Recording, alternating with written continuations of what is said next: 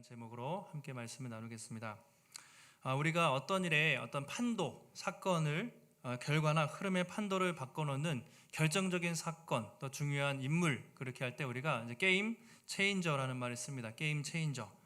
이 사람들은 그냥 그동안 있었던 것을 따라하는 것이 아니라 전에 없었던 새로운 것을 창조해서 세상을 바꾸고, 그렇죠? 국가를 발전시키는 그런 사건들 또는 인물들을 게임 체인저라고 하는데요. 대표적으로 이제 우리 20세기, 21세기 마이크로소프트를 창업한 빌 게이츠, 그렇죠? 우리 삶에 많은 변화를 줬고, 여러분이 많이 쓰시는, 여러분 어떻게 갤럭시를 쓰세요? 아이폰을 쓰세요? 그 스티브 잡스, 그렇죠? 거의 게임 체인저, 인간의 우리의 삶에 혁신적인 변화를 일으켰고, 또 페이스북, SNS, 마크 저커버그, 이런 많은 사람들이 사실은 나타나서 우리의 삶을 많이 바꿨죠. 우리나라에는 뭐가 있을까요? 우리의 삶이 많이 바뀌게 된, 여러분들이 핸드폰에 가장 많이 깔려있는 어플이 뭐죠? 네, 카카오톡, 그렇죠? 카카오.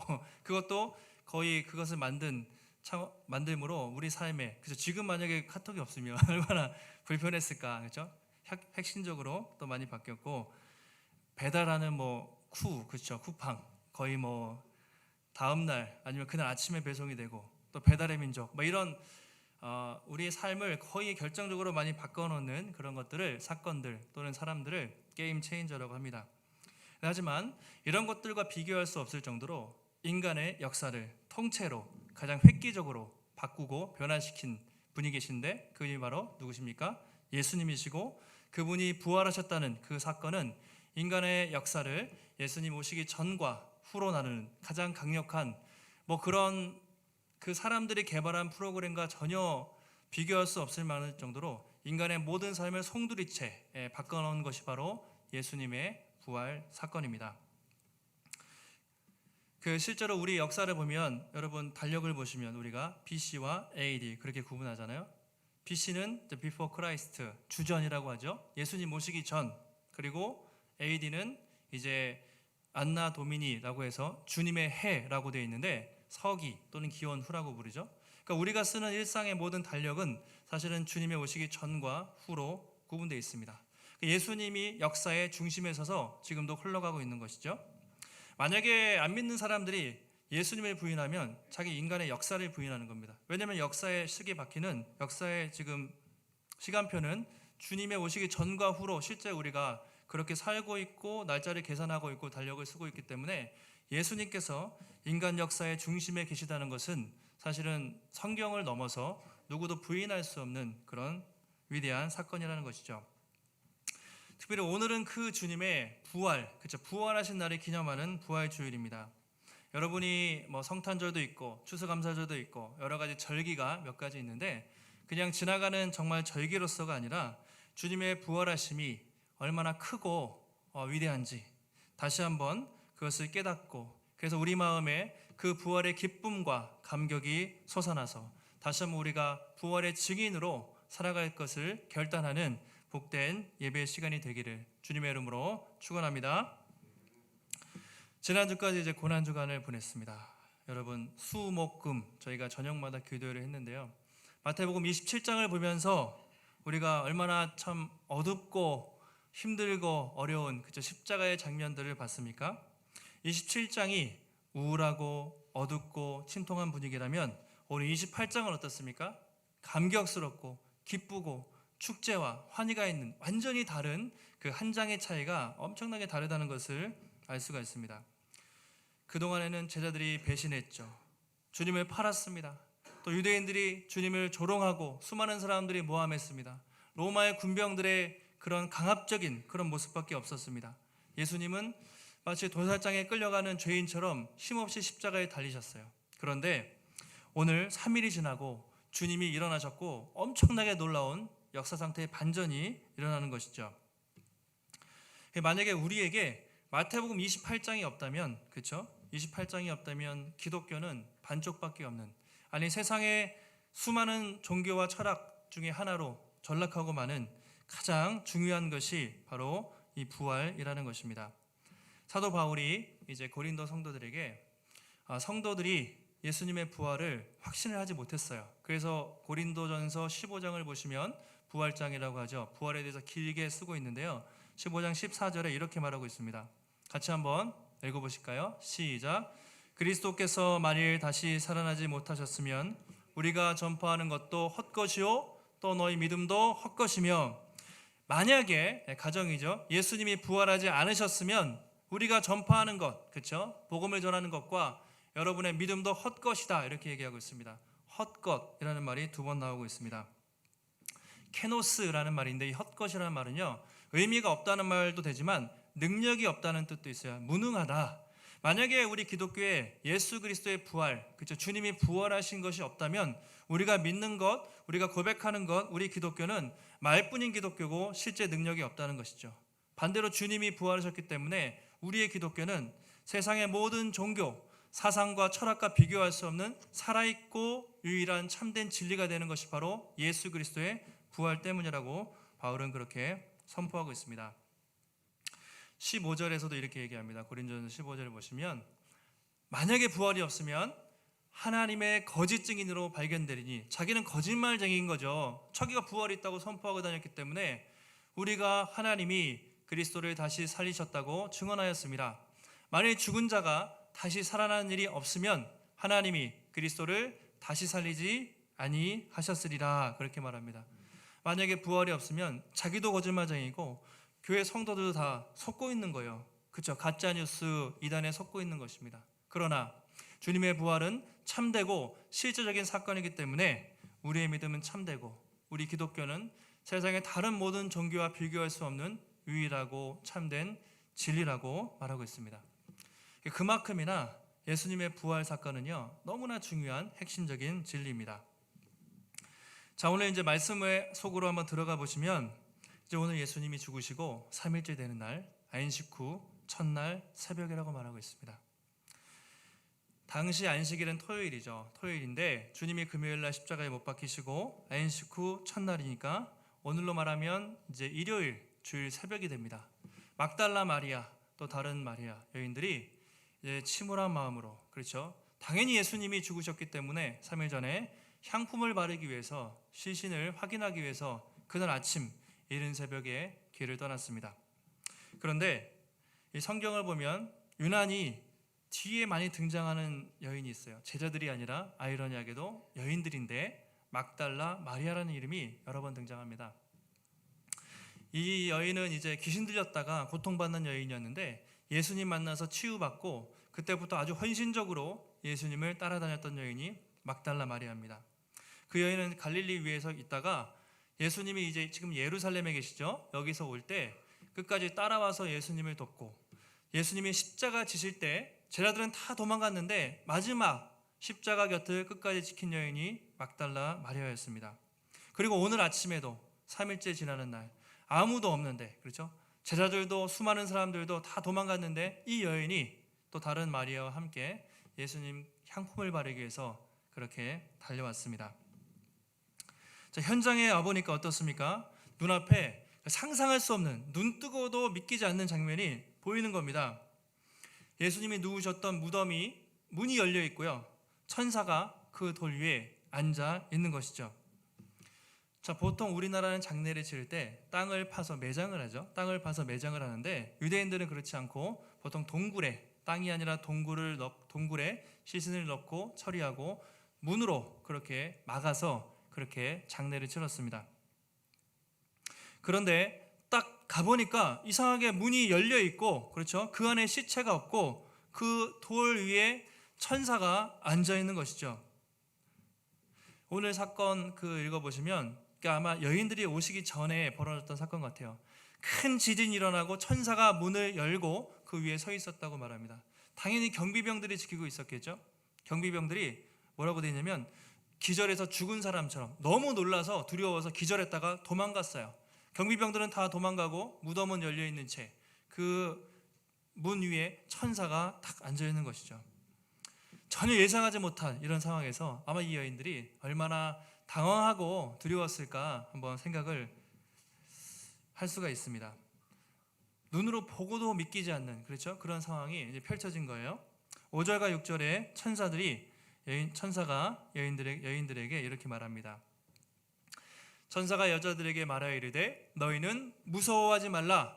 십자가에 못 박히신 예수를 너희가 찾는 줄을 내가 안다. 그가 여기 계시지 않고 그가 말씀하시던 대로 살아나셨느니라. 와서 그가 누우셨던 것을 보라. 이렇게 말합니다. 당연히 두려움에 떨고 있었기 때문에 무서워하지 말라 안심을 시킵니다. 그러면서 너희가 십자가에 못 박힌 예수를 찾는 줄을 안다. 그렇죠. 십자가에 못 박혀 죽으신 그 예수를 찾으러 왔겠지. 그러나 그 예수님이 그가 말씀하시던 대로 다시 살아나셨느니라 하면서 누우셨던 것을 보라고. 요한복음이나 다른 복음서를 보면 조금 더 자세히, 그렇죠, 예수님의 세마포가 있고 조금 더 상세하게 기록을 하고 있습니다. 여기서 중요한 것이 그가 말씀하시던 대로 살아나셨다는 것입니다. 말씀하시던 대로. 예수님 공생에 사역하시면서 몇 번 이렇게 말씀하셨어요. 사역 후반기에 내가 얘들아 사람들에게 붙잡혀서 죽임당하고 3일 만에 다시 살아날 거야. 이것을 3번 말씀하신 것으로 성경에 나와 있습니다. 우리가 그것을 순환 예고라고 하죠. 우리가 마가복음을 많이 봤는데 첫 번째 주님이 죽으심을 예고했을 때가 언제죠? 주는 그리스도시요 살아계신 하나님의 아들입니다. 가이사랴 빌립보에서 그 신앙을 고백했을 때 비로소 예수님이 자신이 죽으시고 다시 살아날 것을 말씀을 처음으로 하셨어요. 그리고 변화산 갔다가 내려오셔서 또 하시고 또 한 번 더, 3번 정도 여러 번 주님이 죽으시고 다시 살아날 것을 분명히 말씀하셨습니다. 만약에 제자들이요 이 말씀을 제대로 믿었다면 사실은 보세요. 말씀대로 3일 만에 죽을 것을 예언하셨고 다시 살아난다고 하셨으니까 제자들이 한 1%만이라도 혹시 믿음이 있었다면 3일째 되는 날 혹시 주님이 살아나셨을까? 혹시라도, 그렇죠? 생각해 볼 수 있었을 건데 한 사람도 없었습니다. 그러니까 아무도 믿지 않았던 거죠. 아무도. 주님이 그렇게 많이 말씀하셨지만 그 누구도 주님이 다시 살아난다는 것은 상상도 할 수 없는 일이었습니다. 근데 오늘 예수님은 아무도 믿든 믿지 않든 상관없이 그가 평소에 말씀하시던 대로 그가 예언하신 대로 그렇게 살아나셨다고 말하고 있습니다. 이게 왜 중요하냐면요, 예수님이 죽으신 것이 제자가 배신해서 또는 유대인들이 모함을 받아서 어쩔 수 없이 힘이 없이 불가항력적으로 죽은 것이 아니라 이미 예언된 대로 죽으셨고 예언된 대로 다시 살아나실 것을 말씀하는 것이죠. 예수님의 죽으심과 이 부활은 하나님의 뜻과 계획 속에 이미 다 계획되어 있던 사건이라는 것을 그가 말씀하시던 대로 살아나셨다, 이렇게 설명을 하고 있습니다. 자, 이 소식이 여러분 어떻겠습니까? 여인들이나 제자들에게는 너무 기쁜 소식이지만 저 반대파 예수님을 죽인 사람들에게는 어떻겠습니까? 너무 안 좋은 소식이죠. 최악의 소식입니다. 그래서 그들이 경비병들이 도망가가지고 대제사장한테 큰일 났다고 얘기하죠. 제사장들이 돈을 주면서 시체를 제자들이 훔쳐갔다고 소문을 퍼뜨리려고 그렇게 얘기를 합니다. 그렇죠? 그때부터 예수님의 부활에 대한 가짜 뉴스들이 이렇게 많이 생긴 거죠. 우리가 유튜브에 가짜 뉴스 많죠. 그리고 인터넷에 보면 참 가짜, 거짓 소문들이 많은데 역사상 가장 오래된 거의 최초의 가짜 뉴스가 바로 예수님이 부활하지 않았다. 그때부터 예수님을 반대했던 무리들이 그 부활을 부인하는 가짜 뉴스를 퍼뜨려 왔습니다. 그래서 우리가 부활주일이잖아요. 한번 팩트를 체크해 봐야 되지 않습니까? 정말 우리가 믿는 이 부활이 정말 진리인가, 정말 사실인가를 우리가 사실은 팩트를 체크해 볼 필요가 있습니다. 주변에 만약에 궁금하시는 분들이 계시면 아마 교회 안에도 못 믿는 분들이 계실 수도 있어요. 제가 아침에 애들한테 물어보니까 1학년짜리는 이제 1학년은 순진하잖아요. 다 믿어요. 예수님 부활하신 거 믿냐 그랬더니 당연히 믿지, 이제 당연히 믿어요. 4학년쯤 되니까 조금 이제 의심이 생기는 거예요. 이렇게 약간 당연히 믿었는데 안 보이니까 부활하신 것 같기도 하고 아닌 것 같다고 또 얘기하고, 중학교짜리한테 물어보니까 1학년은 이렇게 믿음이 안 생기는, 이제 좀 헷갈리는데 성경에 써 있어서 이제 믿는데요. 그러면서 이제 또 이렇게 약간 관점이 달라요. 그러니까 1학년 때는 산타클로스도 믿고 그냥 유치원 때는 모든 걸 다 믿잖아요. 그런데 시간이 지나면서 생각하게 되죠. 그리고 마땅히 생각을 해야 됩니다. 맹목적으로 믿는 것이 아닙니다. 근데 그 증거들을 제가 뭐 성경 내적인 증거 그리고 외적인 증거 뭐 차고 넘치게 말씀드릴 수도 있어요. 근데 대표적으로 부활을 부인하는 사람들이 어떤 소문을 퍼뜨렸냐면, 첫 번째가 기절설. 예수님은 그 십자가에서 죽으신 것이 아니라 잠깐 기절하셨다가 다시 살아나신 것이다, 이렇게 주장을 했습니다. 기절설. 근데 여러분 성경 보시면 그 참혹한 십자가에 예수님이 죽으셨다는 것은 분명한 사실이죠. 기절했다가 일어날 수 있는 상황이 아닙니다. 거짓말이죠. 두 번째가 환상설. 예수님을 너무 사랑했던 그 여인들과 사람들이 너무 주님을 사모해서 환상을 통해서 잘못 봤다는 거죠. 실제 부활하신 예수님이 아니라 환상을 통해서 본 것이 소문이 전해져서 지금까지 부활하셨다고 전해졌다는 그런 환상설이 있습니다. 또 가장 많이 퍼진 소문이 뭐죠? 도난설이죠. 시체 도난설. 예수님이 부활하신 것이 아니라 제자들이 예수님을 그렇게 훔쳐갔다, 어딘가로 훔쳐가서 부활했다고 거짓말 쳤다. 시체 도난설. 이 세 가지가 그 당시에 많이 퍼졌고 지금까지도 그렇게 믿지 않는 사람들 중에는 그렇게 그냥 이것은 신화다, 그냥 사람들이, 기독교인들이 조작해낸 것이다라고 거짓되게 주장을 하는 사람도 있습니다. 근데 여러분 성경을 보시면 내적인 증거를 잠깐 말씀드리면, 우리 부활하신 예수님을 만난 사람이요, 한두 사람이 아니라 500여 명 동시에 보이고 제자들에게 보이고 40일 동안 수많은 곳에 다니면서 수많은 사람들에게 나타나셨다고 성경 복음서에 있고, 그리고 우리 바울이 뒤에 성경에서 기록을 합니다. 실제로 예수님의 부활을 목격했던 증인이 수백 수천 명이 됐다는 것이죠. 더 결정적인 증거는 그 부활을 경험하고 부활하신 예수님을 경험한 사람들이 완전히 변화되어서 새로운 삶을 살았다는 것이죠. 만약에 제자들이 자기가 시체를 숨겼으면 이분은 정말 죽으신 분인데 그 무능력한 이 예수를 위해서 그들이 목숨 걸고 복음을 전하지가 않았겠죠. 그들은 부활하신 주님을 만나고 인생이 바뀌었습니다. 사도행전에 보십시오. 부활을 증거하는, 목숨도 아깝지 않게 복음을 증거하는 부활의 증인들이 됐습니다. 제자들이 시체를 훔쳐갔다는 것은 말도 안 되는 것이죠. 그 많은 사람들이 그 부활에 대해서 또 옹호하고 또 공격하기 위한 역사적인 시도들이 많았는데요. 대표적으로 한 가지 사례를 말씀드리면, 영국의 젊은 변호사였던 프랭크 모리슨이라는 사람이 있습니다. 변호사니까 철저하게 무신론자였습니다. 나는 이 예수의 부활에 대해서 한번 이게 얼마나 허황되고 잘못된 것인지 연구하겠다.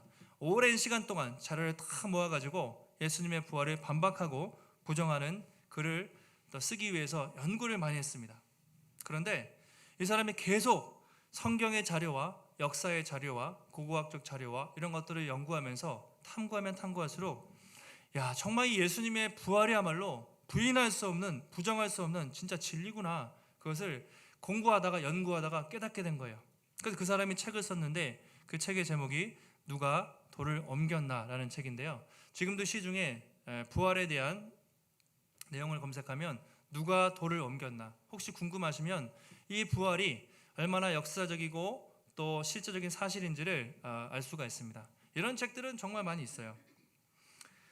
또 혹시 몰라서 한 분을 제가 인용해드리면, 영국 옥스퍼드 대학의 역사학 교수, 그러니까 옥스퍼드의 역사학 교수면 상당히 권위가 있지 않습니까? 토마스 아놀드라는 교수님이 이렇게 했습니다. 자기가 이제 그 부활에 대한 연구를 한 것이죠. 나는 오랫동안 과거의 역사를 연구해 오는 중이다. 그런데 하나님께서 우리에게 주신 표징, 곧 그리스도가 죽으셨다가 다시 살아나셨다는 사실보다 더 분명한 사실을 인류 역사에서 보지 못하였다라고 아마 저명한 옥스퍼드의 역사 교수가 저렇게 했습니다. 그러니까 한두 사람이 아니에요, 사실은. 그만큼 이 예수님의 부활이라는 것이 누구나, 여러분 정말 물론 이성을 뛰어넘는 그 믿음이 필요하지만 우리가 믿는 기독교가 맹목적이고 비이성적인 것이 아니라 충분한 역사적 근거와 합리적인 자료를 가지고 우리가 한다는 것을, 그래서 주변에 궁금하신 분들이 있으면 설명해 줄 수 있습니다. 물론 마지막에는 자기가 그 두 가지의 사실 중에서 선택하는 것이죠. 믿음으로 고백하는 것이지만 우리가 믿는 그 부활이 정말 사실이라는 것을 성경의 많은 기자들과 또 인간의 역사를 통해서 우리가 확인을 할 수가 있다는 것이죠. 오늘 여인들은 어쨌든 믿기진 않았을 거예요. 이 사실이 어떻게 믿겠습니까? 너희가 십자가에 못 박힌 예수를 찾느냐? 그분 다시 살아나셨다. 그렇게 고백을 하고 있습니다. 여러분 다시 한번 신앙을 우리가 고백했으면 좋겠습니다. 만약에 누군가가 믿지 않는 사람에게 대화를 한다면, 여러분 2000년 전에 예수님께서 나를 위해 십자가에서 죽으시고 3일 만에 다시 살아나셔서 지금도 온 세상을 통치하시는 그 주님이 우리와 함께 하신다는 그 사실을 여러분 믿으십니까? 예. 예수님이 죽으시고 부활하신 것뿐만 아니라 끝이 아니라요, 승천하신 거예요. 그래서 승천하셔서 지금도 온 세상을 통치하시고, 그것이 끝이 아니라 때가 되면 이 땅에 다시 오셔서 세상을 심판하시고, 다시 오실 때는 완전한 하나님의 나라, 천국, 지금은 이미 시작됐지만 완성은 되지 않았어요. 그래서 여전히 약이 있지만 다시 오실 때는 세상을 완전히 새하늘과 새 땅으로 창조하셔서 요한계시록에 나오는 그 하나님의 완전한 나라를 이루실 것을 우리가 믿고 살아가는 것이죠. 이것이 우리가 믿는 이 부활의 핵심입니다. 그래서 부활은 단순히 그냥 교리가 아니라 우리가 살아갈 수 있는 능력과 기쁨이 되는 것이죠. 이렇게 천사들이 어안이 벙벙해하는 여인들에게 빨리 제자들에게 가서, 겁쟁이들에게 가서 예수님이 살아나셨다, 그리고 갈릴리에서 다시 만나자고 전하라고 그렇게 여인들에게 명령을 합니다. 여인들은 그 소식을 듣고 너무나 기뻐서 이제 막 제자들에게 전하러 막 달려가는 것이죠. 막 그렇게 발걸음을 뛰고 있는데 어떻게 됐습니까? 중간에 누굴 만납니까? 부활하신, 살아계신 예수님을 만납니다. 만약에 여러분이 그 자리에 있었다면, 정말 이분이 살아나신, 부활하신 주님을 정말 눈으로 봤다면 기분이 어떻겠습니까? 예수님이 여인들에게 이렇게 말합니다. 28장 9절 우리 함께 읽겠습니다. 시작. 예수께서 그들을 만나 이르시되 평안하냐 하시거늘 여자들이 나아가 그 발을 붙잡고 경배하니, 가장 어떻게 보면 두렵고 믿기지 않는 상황에서 뭐라고 하셨습니까? 평안하냐. 카이로라는 헬라어인데, 카이로, 기본적으로 이제 사람들이 만나면 일상적으로 하는 우리말로 헬로, 안녕하세요, 이런 의미이긴 한데요, 그 원래의 뜻을 보면 카이로, 평안하냐, 기뻐하다, 즐거워하다, 이런 의미가 있습니다. 기뻐하다, 즐거워하라. 너희들은 이제 기뻐해라. 내가 다시 부활했다. 그리고 이 기쁨의 소식을 사람들에게 전해라. 주님이 그렇게 말씀하는 거죠. 여인들에게 주님이 다시 살아나셨다는 것만큼 기쁜 소식이 무엇이 있겠습니까? 여인들이 달려갑니다. 요한복음 20장에 보면 이제 여인들이 전했는데 그 전함을 듣고 제자들이 반신반의했어요. 어떻게 그걸 믿어지겠습니까? 근데 요한복음 20장에 보면 제자들이 이제 두려워서, 로마의 군병들한테 잡힐까봐 두려워서 숨어 있어요. 그런데 주님이 갑자기 오셔서 말씀하십니다. 뭐라고요? 너희에게 평강이 있을지어다. 성령을 받아라. 이렇게 얘기하세요. 딱 부활하시고 나타나서 그들을 꾸짖고, 이 배신자들아 책망하지 않으시고 너희에게 평강이 있을지어다. 이 평강이란 말도 기뻐하라, 즐거워하라. 그러면서 제자들이 심히 기뻐했다, 주님을 만났을 때 너무 즐거워했다, 그렇게 말을 하고 있습니다. 여러분, 지금까지 예수님이 사망 권세 이기시고 부활하셨다는 이 사실, 인간의 역사 속에 수많은 일들이 많았지만 가장 기쁘고 복된 소식 하나를 꼽으라면 주님의 부활의 소식이죠. 그래서 우리가 복된 소식, 기쁜 소식이라고 말하지 않습니까? 여러분 어떻습니까? 여러분에게는 주님이 부활하셨다, 다시 살아나셨다는 것이 정말 기쁨이 되십니까? 아니면 부활은 부활이고 나는 여전히 힘든데 또 내일부터 또 한 주를 어떻게 살아가야 되나, 앞으로 내 인생은 어떻게 되나, 막 그렇게 염려하십니까? 아니면 부활을 들었을 때 정말 그 부활 때문에 내 삶이 힘들어도 그 마음에 다시 위로와 기쁨이 되십니까? 혹시 만약에 기쁨이 없고 그냥 부활은 부활이고 그냥 절기는 절기고 여전히 내 삶은 그래, 만약에 그렇다면 여러분 부활을 믿는 것이 아닙니다. 그냥 교리적으로 머릿속으로만 알고 계신 것이고 부활을 정말 믿는 것이 아닙니다. 부활을 정말 믿는 사람은요, 정말 그 마음속에 내 상황이 아무리 힘들든지 내 환경이 아무리 어떻든지 이미 승리하신 예수님 때문에, 그리고 언젠가 우리도 다시 부활하잖아요. 그 소망 때문에 지금 내 삶이 고단하고 어려울지라도 그분의 부활을 바라보면서 내 인생이, 내 삶이 아무리 힘들어도 그분의 부활 때문에 기뻐할 수가 있다는 것이죠. 이것이 부활의 기쁜 소식이 되는 것입니다. 여러분 오늘 돌아가실 때 여러분 표정에서 이렇게 나타나야 돼요. 만약에 집에 가잖아요. 뭐 이따가 선물 뭐 하나 작은 거지만 그냥 누군가에 전해주거나 가족 중이나 안 믿는 분들이 오늘 왜 이렇게 기분 좋은 일 있어요? 이렇게 물어봐야 돼요. 표정을 보고. 그럼 뭐라고 하실 거예요? 우리 주님이 부활하셔서 내가 너무 기쁘다고 여러분이 얘기를 할 수 있어야 됩니다. 그런데 교회 갔다 와서 집에 갔는데 또 한 주 동안 푹 한숨만 쉬고 하면 우리는 입술로 여러분 부활을 증거하는 것이 아니라 부활이 정말 기쁨이라면 여러분 표정과 삶을 통해서 증거가 되는 것이죠. 그래서 한번 여러분 예행 연습을 한번 해보겠습니다. 자, 옆 사람을 보시고 가장 정말 기쁜 얼굴로, 정말 기쁜 소식이니까 마스크는 썼지만 마스크 위로 기쁨이 튀어나올 정도로 예, 우리 예수님, 우리 주님 부활하셨습니다. 그걸 정말 기쁨으로 한번 옆에 보시고 서로 얼굴을 보면서 한번 해보세요. 다시 한번 우리 주님 부활하셨습니다. 옆에도 뒤에도 우리 주님 부활하셨습니다. 예, 그것이 우리에게 정말 여러분 기쁨이 되고 삶을 통해서 그 부활의 기쁨이 드러나야 됩니다. 사실 그것이 진정한 부활의 의미죠. 이제 예수님이 무서워하지 말라 하신 다음에 마지막으로 한 말씀 하시는데 10절에 보시면 가서 내 형제들에게 갈릴리로 가라 하라. 거기서 나를 보리라 하시니라. 무서워하지 말라 여인들에게 말씀하시고 형제들에게 가서 갈릴리로 가라. 또 갈릴리 얘기를 하십니다. 거기서 나를 볼 것이다. 제자들을 뭐라고 불렀습니까? 내 형제들에게. 여러분 한번 생각해 보세요. 그러니까 제자들이 지금 어딨냐고요? 뭐 했습니까? 그 십자가 질 때 다 도망가고 지금도 로마 군병들이 삼엄하게 지키고 있기 때문에 같은 당으로 잡힐까봐 무서워서 다 숨어서 벌벌 떨고 있습니다. 어떻게 보면 배신자들이죠. 실패자들이죠. 야, 그 배신자들, 실패자들 다 갈릴리로 집합하라 그래. 이렇게 주님이 말씀하지 않으시고 뭐라고 합니까? 가서 내 사랑하는 형제들에게 갈릴리로 가라고 그래. 거기서 다시 만나자. 주님이 그렇게 얘기하세요. 저는 참 이 형제들이라는 말을 보면서 주님이 제자들을 어떻게 생각하시는가. 그들이 아무리 실패하고 주님을 부인하고 배반하고 십자가를 등지고 다 도망가도 주님에게는 여전히 사랑하는 형제들이었습니다. 배신자가 아니라 사랑하는 형제들에게 갈릴리로 가서 다시 만나자고 그래. 그렇게 말씀을 하십니다. 왜 갈릴리입니까?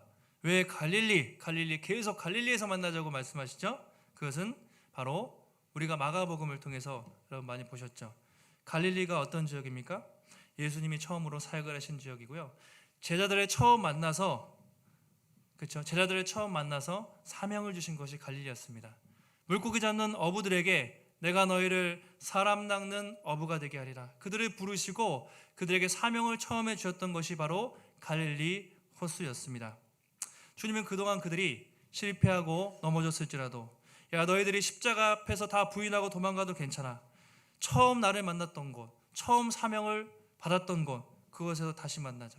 거기서 새롭게 시작하자. 내가 다시 사명을 줄게. 지나간 일은 상관없어. 다시 내가 새롭게 시작하겠다. 주님이 그렇게 하기 위해서 그 처음 만났던, 어떻게 보면 첫사랑의 장소, 첫 사명의 장소였던 갈릴리로 제자들을 다시 부르고 계십니다. 여러분, 우리도 마찬가지인 것 같아요. 그동안 우리가 아무리 실패하고 혹시 넘어졌다고 해도 부활하신 주님은 우리의 과거를 묻지 않으세요. 리셋, 다 지워버리십니다. 안 좋은 기억은 다 지워버리세요. 주님은 참 좋은 것만 기억하시는 것 같아요.